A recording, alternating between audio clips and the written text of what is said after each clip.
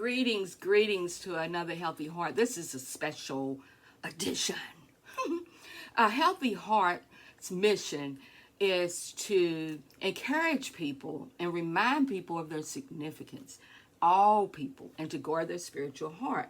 And so knowing that I have felt insignificant in my 60s for ageism and sexism, I'm like, all people are important.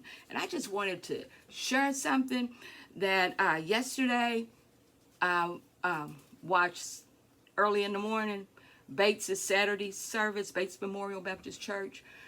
Man of God is powerful. Bruce Williams, Dr. Bruce Williams. Well, anyway, I'm not a member there, but I be checking him out quite often. And after that man preached, and he was in Philippians, I'm not going to try to repreach, but he went on to share and give us a charge and a responsibility that we need to vote.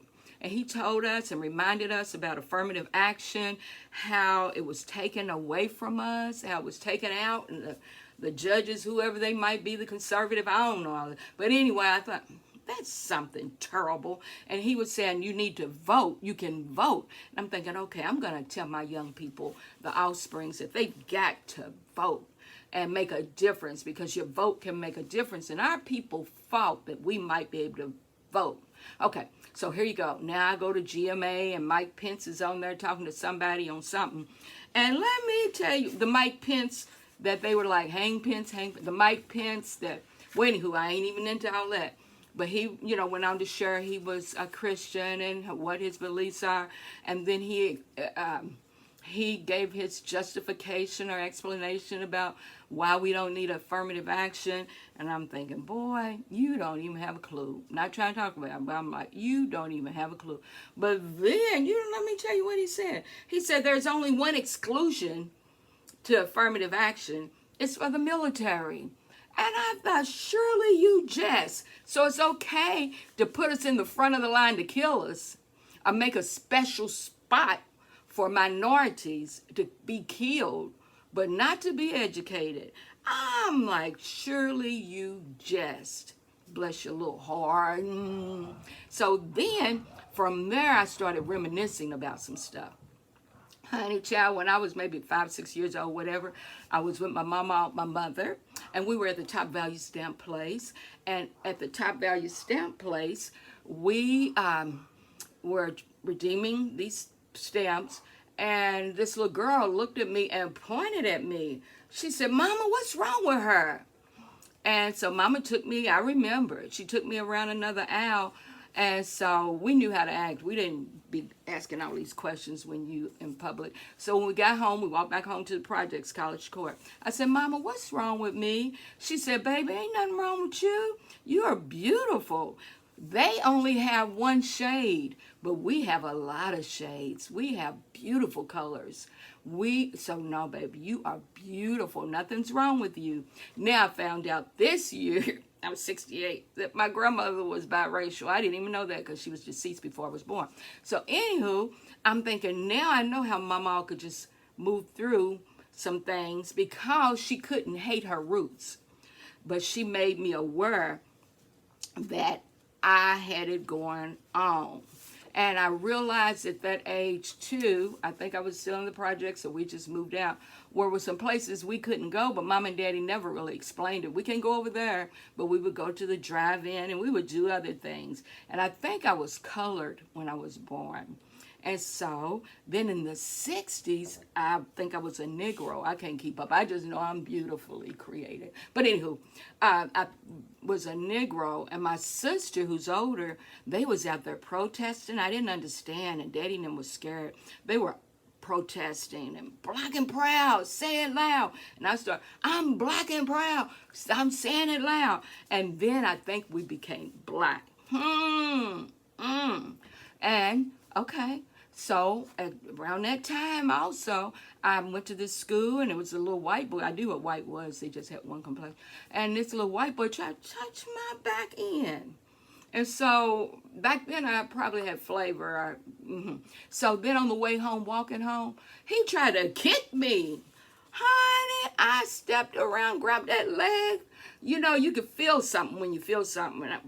I bet he didn't kick nobody else. So then, now this is my journey. I'm just sharing a little that in junior high school and high school, we started getting these summer jobs. I forget what they called them, but summer jobs, and we was around white folks, still didn't think too much of it.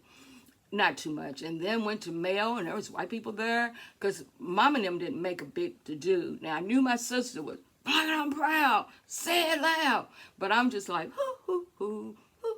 So in the 70s, after graduating from mail, I went to college because of affirmative action. Somebody told me about it, because you don't know until you know. So I went to college. I went to U of L for a bit, went to JCC, got my little, and I just moving on. And then after that, I began to get jobs quicker than someone else. And somebody told me, Charlene, you can apply and probably get it before me because you fit two roles or whatever. You're a female and you're black, but you so happen to be light skinned, and they like light skinned people. You're more pleasant to look at. And I thought, say it ain't so. So I went everywhere I could. Never got denied anything. No job, nothing. But was dealing with racism. And I didn't even think about poor, darker skinned people. I'm just pressing in because I'm like, oh, I'm light skinned, and that's a plus. I could tell that, even in my own race. And I'm a female. So anyway, not just pressing in. Then the children started having children. They got involved with busing. Well, busing started when my oldest was in the first grade. He's 51, so back then, whenever. And I saw some racism there, but I had him to see how intelligent and not worry about that stuff. And then the rest of the kids was around white people. I never discouraged them, even though I had white folks used to say, it's a Negro or color person I used to live next door to. I'm thinking, so what? I wouldn't say it because I was raised better, but I'm thinking, so what? But back to where I am right now, honey. Bruce Williams said, vote. Pence said, put minorities on the front line. Williams said, vote. Pence said, I'm a Christian, but I believe that it's okay to put minorities on the front line, but not educate them. So we need to vote. And I just wanted to share this, just this little bit tidbit. Our kids and our kids, they came up, they're byproduct. So y'all working with a different kind of black folk now, or African American, or people with color, or shades. I'm just trying to tell you what I'm trying to tell you. You got some educated. I've got 2 master's degree people, doctors, all lawyers. So you ain't got the same caliber of person. You better wake up and smell the coffee. And so I'm saying, young people and all people, vote, vote, vote, and know that you're no less than, and don't worry about all that worry about. You make sure you stay focused.